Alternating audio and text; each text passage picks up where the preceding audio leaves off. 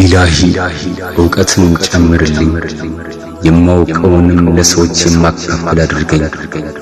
የሚጠቅም ነገር በሰማሁና ባየሁ ጊዜም ለሙስሊም ወንድምና እህቶቼ የማጋራ አድርገኝ።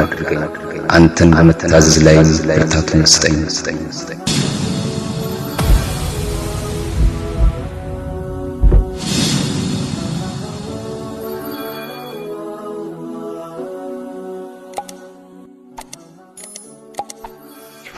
ሚስቱን ጅን ይዟታል ተባለና ባል ያስቀራባት የሆነ ሼኽ ዘንድ ይዟት ሄደ።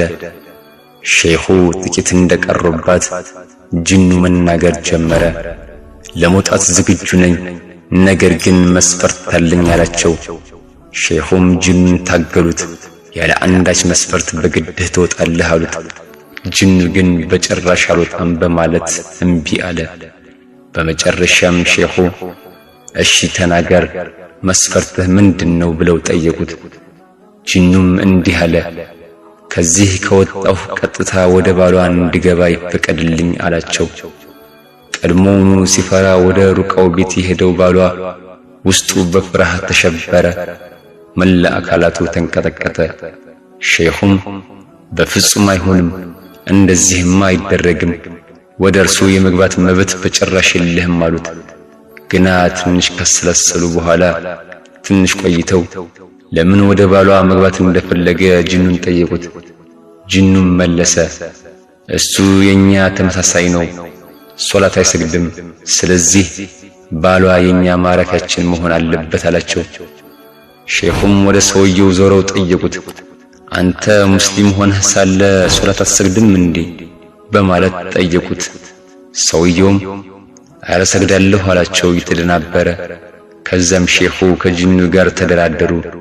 እንዲህም አሉት፣ በላሁን ከሷ በፍጥነት ውጣ፣ እሱን ግን እዚያው ቤታቸው አካባቢ በቅርብ ሆነህ ተከታተለው። በእርግጥ ይሄ ሰው አንተ እንዳልከው ሶላት የማይሰግድ ከሆነ እንድትገባበትና እንደፈለክ ልታሰቃይ ፈቅጄልሃለሁ አሉት። ጅኑም ሼኹ ባቀረቡለት ሐሳብ ተስማማና ሴትዮዋን ለቀቃት። ከዛ በኋላ ቀናት አለፉ። አንድ ቀንም ሴትዮዋ ለሼኹ ስልክ ደውላ ባደረጉላት መልካም ነገር እጅግ በጣም አመሰገነቻቸው። በመቀጠልም እንዲህ አለቻቸው፣ አሁን ባሌ ሶላቱን ቀጥ ብሎ እየሰገደ ነው፣ እንዲያውም የመስጂድ በር ከፋች ሆኗል አለቻቸው። ሼኹም ሰው እንዴት አላህን ሳይፈራ ጅንን ይፈራል አሉና ፈገግ አሉ። እርግጥ ነው ሴትዮዋ ምንም ጅን አልነበረባትም። ባሏ አልሰግድ ብሎ ቢያስቸግራት ከሼኹ ጋር ተመካክራ ነበር ይህን ያደረገችው። ሴት ልጅ መላት ታጣሚ ይባል የለ። በዚህ መልኩ ባሏ እውነተኛ አላህ ባሪያ ሆኖ ኖረላት። ወሰላሙ አለይኩም ወራህመቱላሂ ወበረካቱ።